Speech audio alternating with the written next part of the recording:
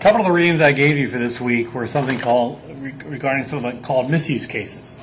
So for the next half hour or so, I want to talk about misuse cases, but let me preface it with the notion that the demo I just gave you is an example of a place where, as an industrial engineer, you can go into an organization or an MIS shop and really help them drive big systemic change.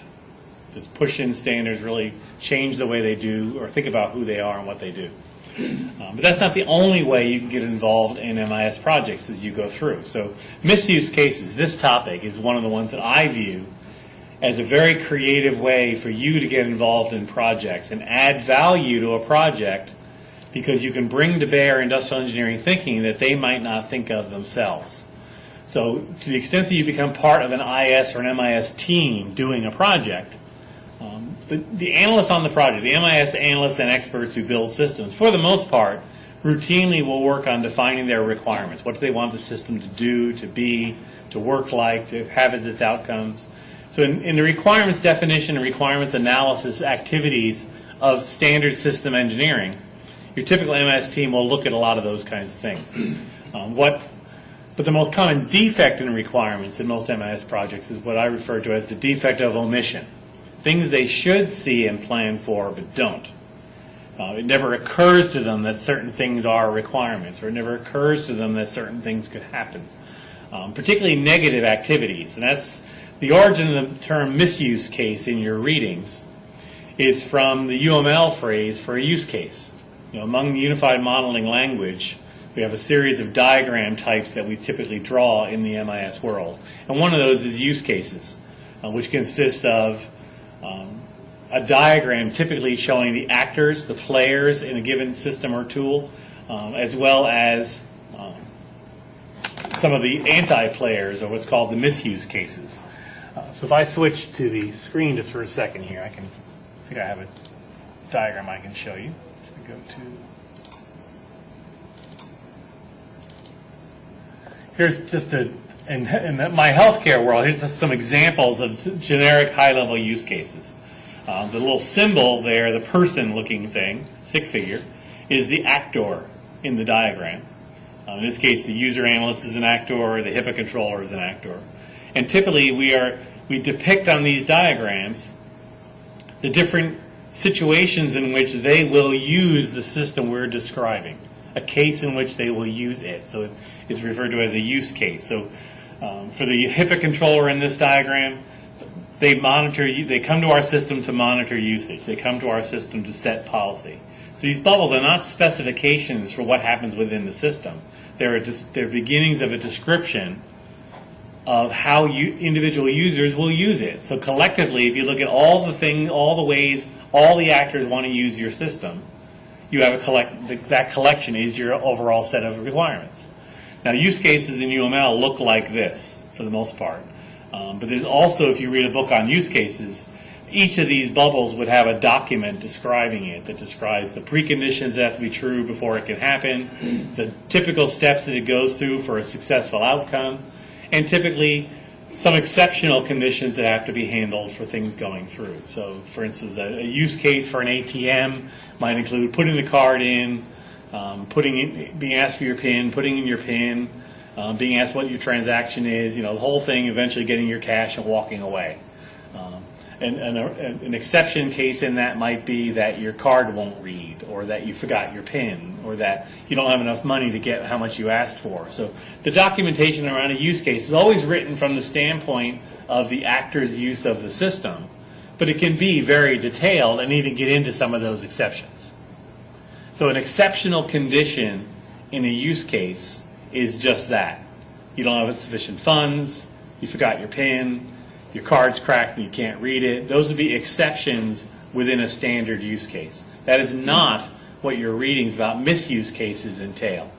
A use case, because it's always from the standpoint of the actor using the system, often won't get to certain exceptions and problem areas that you want to define in terms of what's happening in a use case. So over the years, we've looked at other actors who also give us requirements. In reality, a misuse case is a use case, but it's for an actor that perhaps shouldn't be an actor, or in a circumstance where that's not supposed to happen. So the term for use cases that aren't supposed to happen has been coined as misuse. It went through an evolution, but it's kind of congealed around that. When someone says they're documenting a misuse case, they're documenting a use case that shouldn't happen. And the reason I'm sharing it in this class is because I find most MIS people, most IT project teams, don't look at misuse cases. They're so focused on what the system should do that they're not paying any attention to what it shouldn't do. And as an IE, that opens up a door for us to add value. So I like to present it here. As an IE, when I'm on an IT project and I get assigned to work in, say, a requirements engineering phase, I don't usually offer to go define use cases and ways the system will work. I offer to go define misuse cases. Let me identify all the problem areas where if we don't handle them, we're going to be in trouble. Because I know the team generally won't move in that direction. So I just wanted to highlight through some examples as I go through. So I'm going to draw a couple on the screen. And you're welcome to, in parallel yourself, draw the ones that I'm drawing, or just sit back and kind of enjoy the ride. But just to illustrate the kind of thinking that goes on. So the first one might be a little off on size, but so typically a use case starts with an actor. Yeah, I'm on the screen. So I'm going to start, say, with the let's put the driver of a car. Let's do a driving exercise. I do have some notes here I'm referring to. That's why I'm doing it this way. And one of the things this person wants to do is drive car. You know, whether they're the owner or not the owner. So just like on the use case I showed you before, there's your typical use case. The driver or owner of a car, I could have called them owner, wants to be able to drive their car. Okay. So the question then is to say, what could go wrong there that I want to try to plan for as I go through? So I'm going to draw a misuse case. By convention, we tend to blacken the head of a misuse case. Okay, I'll color it in. We'll do the same thing with their use case. So one of the things, so suppose one of the things I might have is a Starbucks. And as a result of going to Starbucks, one of the things that could happen is that I could spill coffee in my lap or on the floor. Okay. And again, we would typically color these in, but I'm not going to bother. It would largely take me forever and waste a lot of ink. When I see these in print, often these misuse use cases are solid black circles with white fonted type. That's just convention. Color doesn't actually have any meaning, so you don't have to do that. But when you see them in journal articles or books, they're typically depicted that way as they go through. Okay, so this tells me I've got a misuse case going on, and that in this case, the spilling of the coffee is considered a threat, T for threat, to the driving of the car. Might cause an accident, you know, any number of things. But ideally, if I'm putting together requirements for a car, being able to mitigate this risk probably isn't that hard, but I have to be able to anticipate the risk in the first place. And that's what misuse cases are all about, and they go into the requirements documentation. Because you may end up with requirements coming out of this analysis that eventually someone's going to say, where'd that requirement come from? You want requirements to be traceable to something. And you may be defining requirements for this situation that aren't coming from an actor who actually uses it as they go through. Okay? So I might, as I try to close out my analysis, in misuse case analysis, we basically want to mitigate every threat if we can. So perhaps one of the things I can do is I can put in a cup holder in the car. Okay. And the driver doesn't get in the car to use the cup holder. So the actor doesn't connect in a use case to every bubble. But typically we want to have a mapping of that using the cup holder is part of driving the car. That would be an includes relationship in UML. So I'm not trying to teach you UML here, other than to say this indicates that driving the car includes the use of cup holders. And the reason I've added the cup holder is that it mitigates this risk. Okay, and I've closed the loop.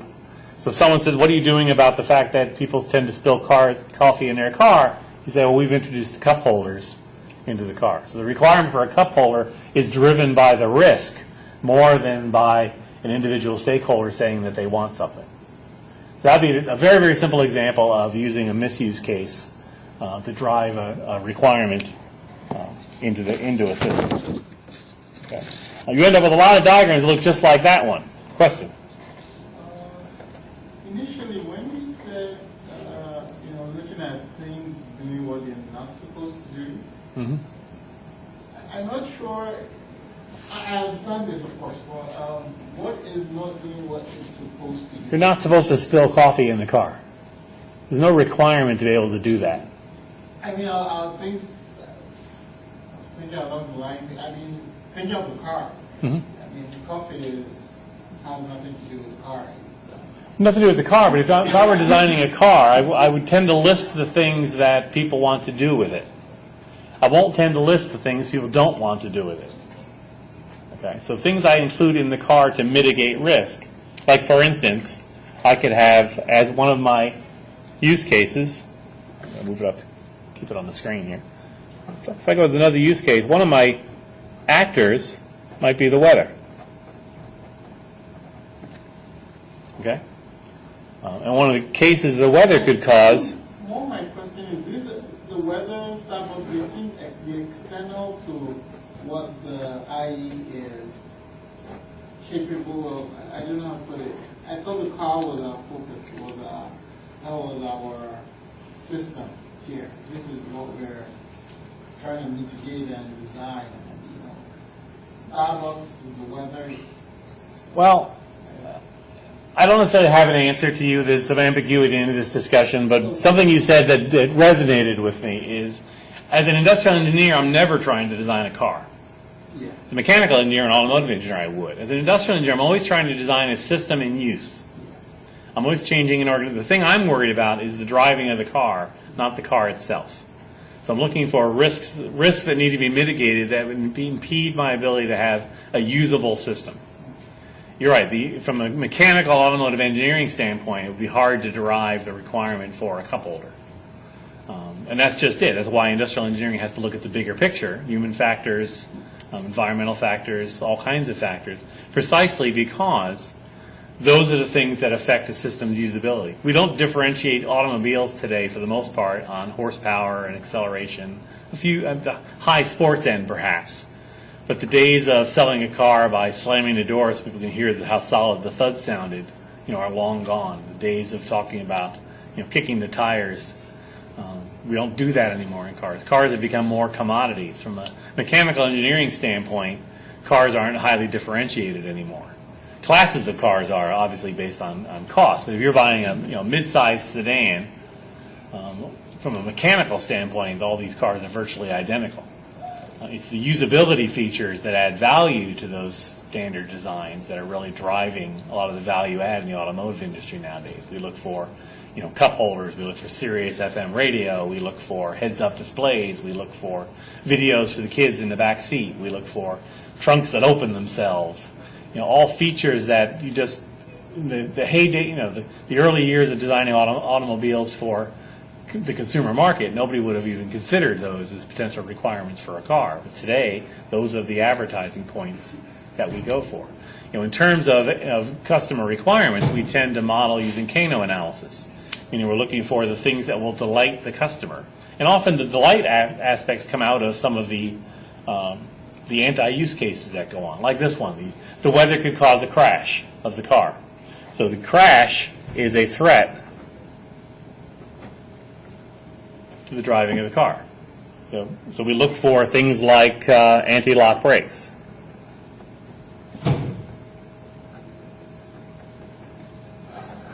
Okay, which will give us some skid control. So if driving the car includes anti-lock brakes, those anti-lock brakes can help mitigate that requirement. So many of the features we add to systems we're working on as industrial engineers will tend to be functions and requirements for functions and features that will mitigate risks we're able to identify.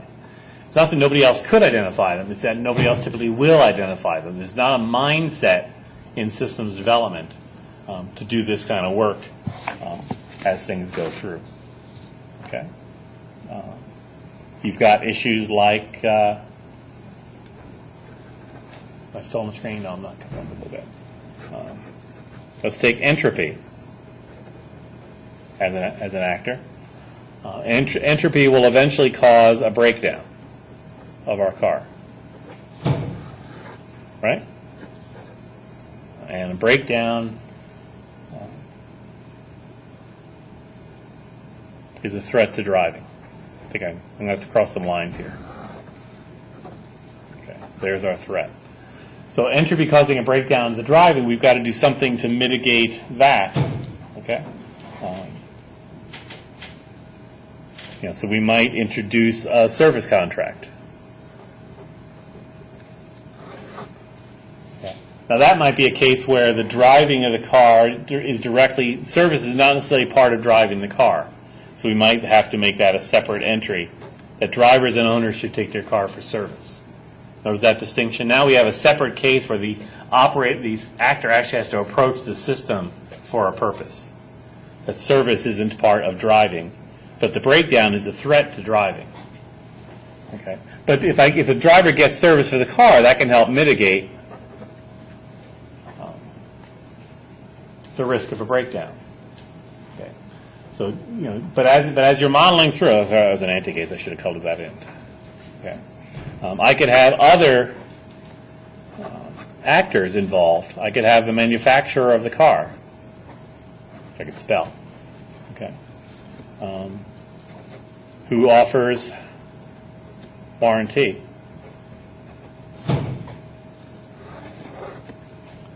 Okay. So the manufacturer offers a warranty. Okay. Which is itself threatened by a breakdown. And we can mitigate that by providing service. So what that tells us is that the manufacturer often offers a service plan for the vehicle specifically designed to head off what would be higher cost breakdowns later that would be under warranty. So you end up with a network of these relationships going on, coming through. That you're basically adding to the requirements document. Let me zoom out. Okay. A series of circumstances that have to be modeled. Okay. So you've enriched. So you'll have a wear and tear section. You'll have a consumer impact statements with other vendors, obviously, a weather piece. But the sets of requirements to handle those conditions have to be included in the requirements document for, in this case, the automobile as you go through. That makes sense? You'll also have cascading effects. I'm going to stay with the car for just a little while longer. So I'm going to have my owner driving the car. Okay. And I might have over here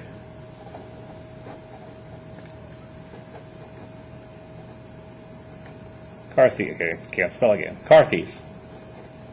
Okay, who wants to steal the car?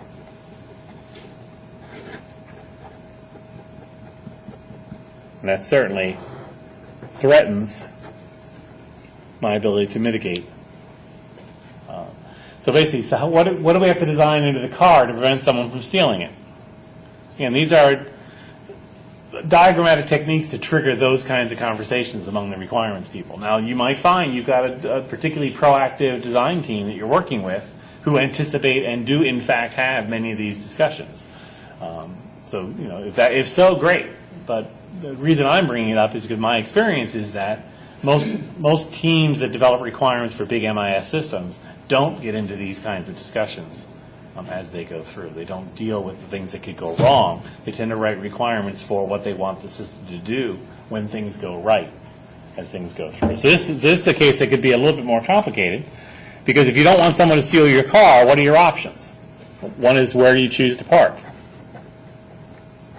So driving the car includes parking the car, and where you choose to park could mitigate whether it gets stolen or not.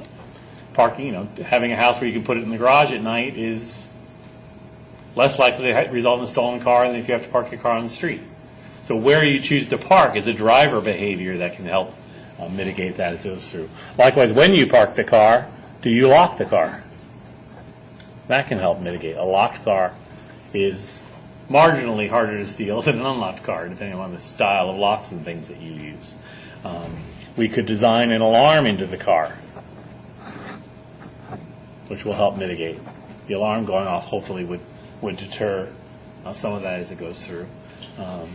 Or beyond that, we could have something like an OnStar system that if the car is stolen, we'll be able to find it.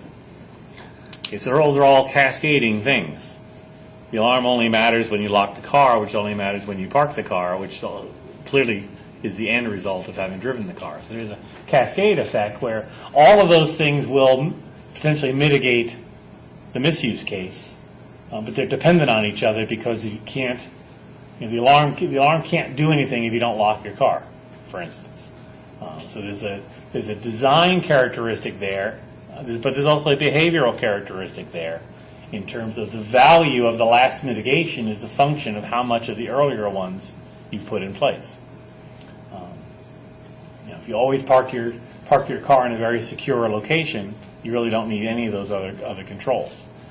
But ultimately, and the parking and whether you lock or not, where you park is not a function the designer of the car can really deal with. The kinds of locks that it has certainly can be. Some cars are easier to lock than others. When I was a kid, the only way you could lock your car was put your key in the slot and turn it. That was a pain. No one ever locked their cars because you could tell people to lock their cars. They always had lots of scratches around the keyhole from missing it with the key. So people tend to not lock their cars. They don't want to scratch their car a lot doing that. Where today you've got everybody's got these little fobs they can hit, or your smartphone can lock your car for you or unlock it for you. I've often thought of misuse cases in the context of all these smart cars nowadays. I see the TV commercial where the people are landing at the snowy airport, families coming into the airport on an airplane, and the dad looks at his phone and basically starts the engine on his car out in the parking lot. And the car is running and warm when the bus brings them out to the parking lot. From a misuse case standpoint, I'm thinking that's a pretty wild set of technologies to use, because now the only thing stopping anyone from stealing your car is the door lock, because the car's already running. So just hang around the parking lot waiting for the cars to start and then pop the lock and drive them away. Sometimes I just don't see how some of these technologies are going to be as popular as they're going to be. You can't drive it if you're not with the key, within the vicinity of the key. So. Right. Well, someone has had to have that to work that through. Yeah. Plus, I know they're being dramatic. Coming into the airport, the car is covered with snow. Most people, I used to live up north, and it was a routine in the morning to run out, start your car, run back in the house for one more cup of coffee, let your car warm up. So I'm sure that's actually where people would do that kind of stuff. And I would have loved to have been able to start the car from in the house rather than having to go outside just to start the car and run back inside. So I know where some of this technology will be very valuable and useful, I'm sure, over time. And those kinds of interlock controls that the car can't be driven if the key's not there can certainly help. But then there's the environmental impact side of all these cars running with nobody in them. And what if somebody happened to be sleeping behind your exhaust pipe when you turned on the car? You can go crazy doing this kind of analysis. But the point of misuse case analysis is to start to get used to thinking through some of that as you go through. Let's do another one, just for illustration purposes. Okay. So if I have the owner of a car, and I'm going to make the owner a misuse case this time. We haven't yet. It's always been someone else. Okay. The owner might be drunk, which threatens the ability to drive. So this is a case where the actor on the misuse case is the actor from the primary case. But we still define it as a misuse case because we're not trying to design cars that can be driven drunk.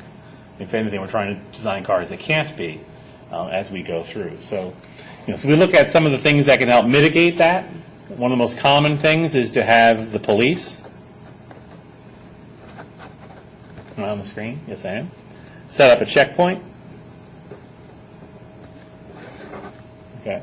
And that checkpoint will mitigate the risk. What about the thing? The one that you repeated drunk offenders? Okay. Yeah. So so that would be some form of an interlock. Yeah, I don't know if it's feasible. Okay. It is. You can design an interlock into the vehicle so it can't be driven if you blow into it and you're drunk. and that will mitigate. So we have two different ways to mitigate. You know, if you're a drinker, you're probably better off with the interlock, unless you just consider yourself lucky. I don't quite understand why people drive as drunk as they do sometimes. But yes, that's good. So there you're able to work something, particularly since the owner is the actor who's driving the car is also the actor who's drunk. There's the potential to mitigate it right at the source because it's only the one actor involved, and that's to provide an interlock to keep the car from being driven. So again, but we're always looking from a requirement standpoint, you're always looking to say, for any given threat you've identified, have you identified sufficient mitigation to reduce the risk to an acceptable level? So sometimes it's many ways to mitigate the risk. Other times it's not. So misuse cases are anything from driving drunk and having an interlock prevent when you drive the car to the misuse case of running out of gas, for instance. I mitigate that by having a fuel gauge. That's standard design, but clearly people run out of gas anyway. So having a little alarm that sounds when I'm almost out of gas can help mitigate that. But if you think about it, almost everything you work on, if you think about it the right way, you can come up with misuse cases that would facilitate adding requirements that often aren't that hard to add if you think about them early enough, but they're often almost impossible to add later. And that's the key, is the things you want to add after you've designed the system, prototype it, you've got people using it. In use in the prototype or test stage, you often start to spot potential misuses. But even a lot of those you don't. They tend to come out much later in the process. In use, production use, you get reports of accidents, you get reports of warranty costs, all kinds of stories arise around driving. And at that point, it's too late to do much about them. Misuse cases typically add requirements to your project that are only incremental in cost. And management could always choose not to implement your control. But at least then they're consciously making a decision if that would cost too much money or we're not going to do that, which raises potential down the road liability issues later, things like that.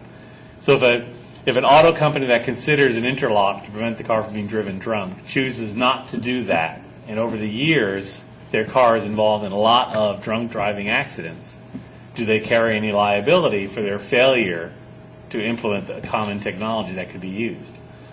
Judging from today's car market, the answer is no. If car makers were concerned about their liability on that issue, they'd be putting interlocks in cars.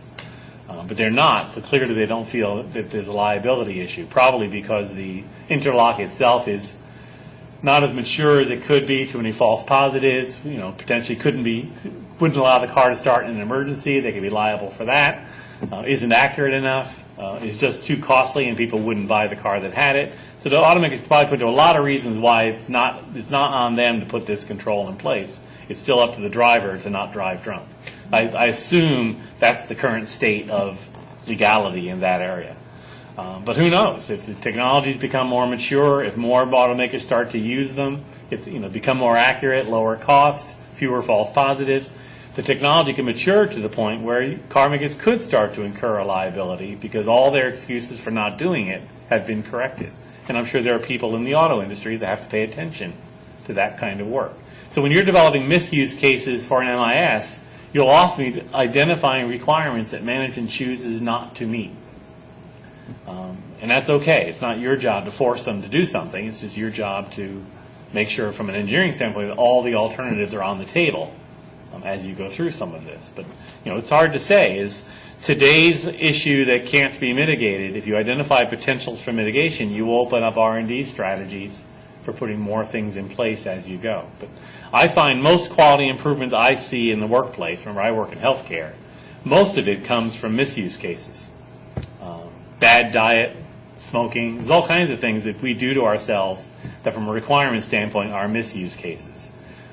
Patients getting out of bed alone when they're not supposed to and falling is a misuse case. So a lot of the improvement going on in an industry like healthcare is actually driven by misuse cases. How do I get people to consume fewer carbohydrates? How do I get them to consume fewer fats? How do I get them to not smoke? So the threat to the body is the misuse case of bad diet and bad behaviors.